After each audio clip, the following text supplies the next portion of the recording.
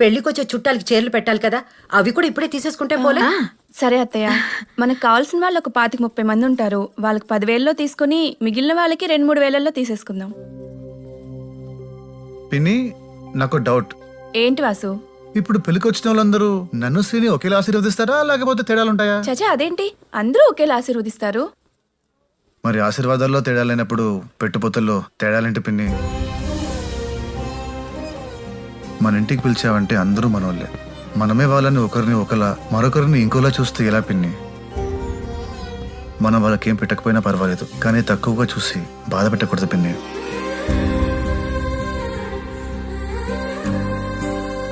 శుభలేఖల దగ్గర తేడాలు, భోజనాల దగ్గర తేడాలు, పెట్టుపోతల దగ్గర తేడాలు వద్దు పిన్ని.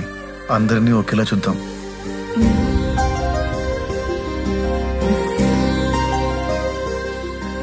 మంచి మాట చెప్పావరా.